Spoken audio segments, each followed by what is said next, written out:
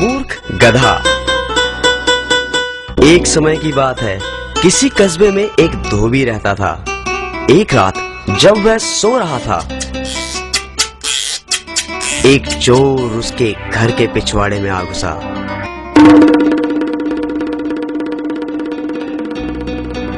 धोबी का एक कुत्ता और एक गधा वहां एक खूंटे के साथ बंधे हुए थे।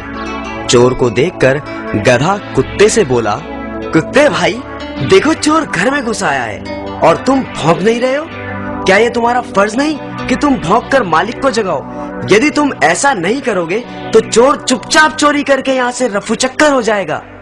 बात तो तुम्हारी ठीक है, परंतु तुम तो जानते ही हो मैं दिन रात मालिक के घर की चौकीदारी करता हूँ और तुम भी कोई कम काम नहीं करते, परंतु हमें मिलता ही क्या है?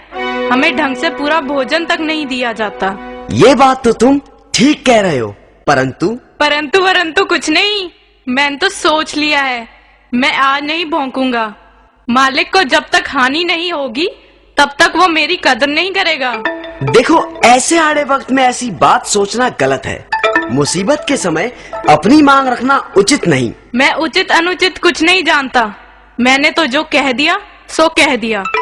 ऐसे मालिक का भी क्या करना जो अपने काम से ही काम रखे, लेकिन हमारा ध्यान बिल्कुल ना करे। गधे को गुस्सा आ गया। ओए मतलब परस्त, तू अपने फर्ज में कोताही कर सकता है, परंतु मैं तेरी तरह कमीना नहीं। लगता है मुझे ही कुछ करना पड़ेगा। और गधा जोर जोर से रैंकने लगा।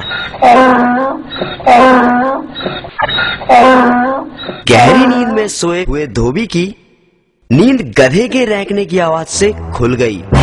वो गुस्से से बिस्तर से उठा और जाकर